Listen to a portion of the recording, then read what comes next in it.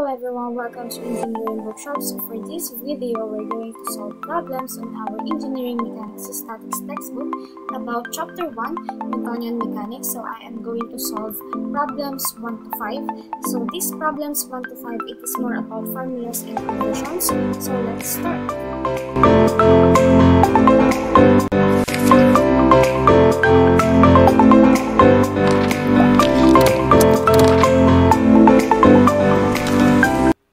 So for problems 1.1 to 1.5, so better guys, you already have a copy of your textbook so that you will know what are the problems that I am solving. So I will just show you how to solve the problems.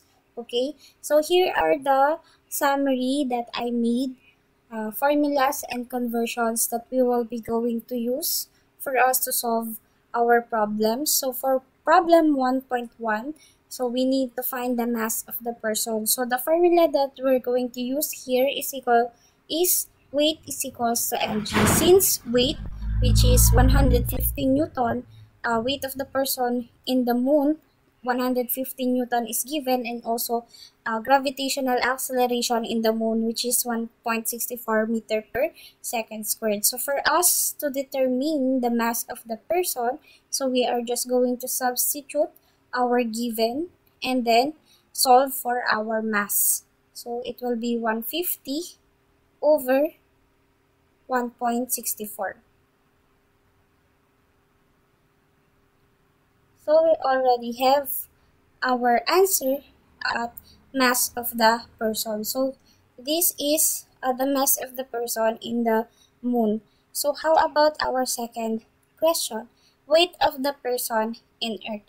So how are we going to find out the weight of the person in Earth? So here guys, in A, we use the weight of the person in moon and the acceleration in the moon. So here we must use weight of the person, mass of the person in Earth, multiplied by the gravitational acceleration in Earth for us to know the weight of the person in Earth. So how are we going to do that?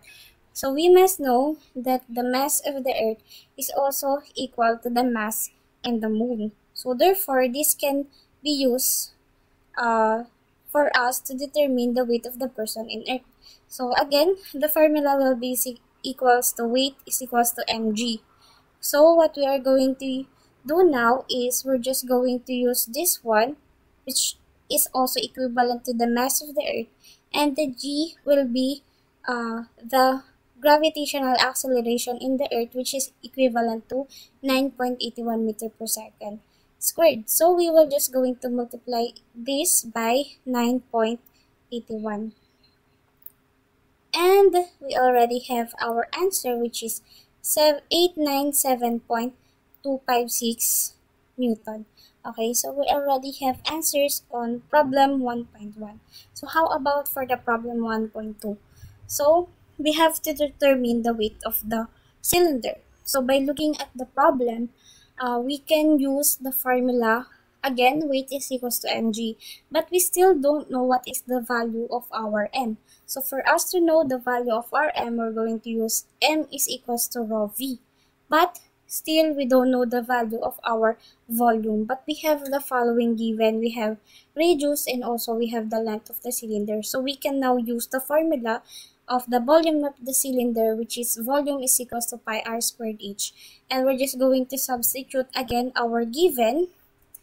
So pi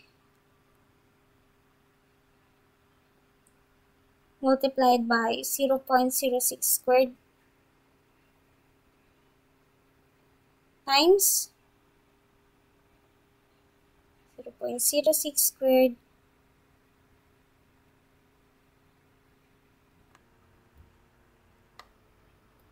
times our height, which is 0.12.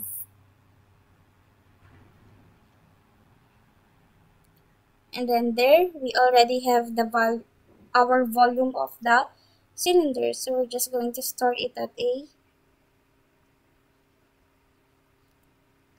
And then we can now use this for us to solve for our weight of the cylinder.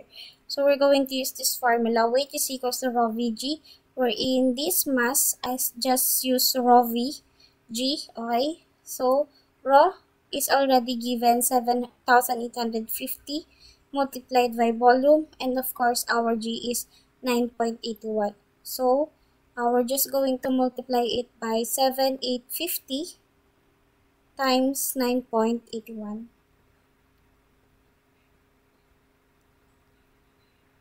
So there, we already have an answer which is 104.51 Newton. So that will be our problem 1.1 and 1.2.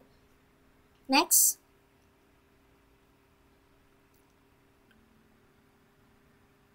problem 1.3 to 1.5. So it is more about conversions. So problem 1.3, we have to convert Newton centimeter to kilonewton meter. So 40,000 Newton centimeter. So to convert it, so we must use this following conversion. So 1 kilonewton is 1000 Newton and 1 meter is 100 centimeters. So we can now cancel Newton here and centimeter here. And the remaining unit will be kilonewton meter. So I'm just going to use calculator for this one. So 40,000 over 1, 1, 2, 3, and 1, 2. And the answer will be 0.4 kilonewton meter. And for letter B, m meter per second to mm per hour. So we have 6 meter per second. So for us to convert it, so we are going to use 1000 millimeter is to 1 meter times 3600 seconds is to 1 hour. So we can now cancel meter here and cancel seconds here, and the remaining unit will be millimeter per hour. So using again our calculator, so 6 times 3, 6, 1, 2, 1, 2, 3. So it is 216 times 10 raised to 5 millimeter per hour. So for C, bar to kPa, so 1 bar is equal to 10 raised to 5 Pascal, and 1000 Pascal is equal to 1 kPa. So we can now cancel this one and cancel this one. So the remaining unit will be kPa. So it will just become 100 kPa. So for D, we have gram per mm to kilogram per m. So 500 gram per mm. So 1 kilogram is 1000 gram and 1000 millimeter is 1 meter. So we can cancel gram and mm here. So kilogram meter will be the remaining units. And as you can see, this can be cancelled. So therefore, 500 gram mm is equal to 500 kilogram m. So for problem 1.4, we have to convert gram mm squared to kilogram m squared up to 4 significant digits. So we have 1,035,285.8 gram mm squared. So for us to convert it, so 1 kilogram is 1000 kilogram times 1 meter is to 1000 mm squared. So we can now cancel gram here and mm squared. So the remaining units will be kilogram m squared. So we have 1.035 times 10 raised to negative 3 kilogram m squared. So for problem 1.5, we have E equals to kn meters. So E is equals to mv squared, where mass is 1000 kilogram, velocity is 6 meter per second, then squared. So we all know that kilogram meter per second squared is Newton. So to convert Newton to kilonewton, so 1 kn over 1000 Newton. So cancel Newton. So the remaining units will be Newton times meter. So the answer will be 18 kn meter.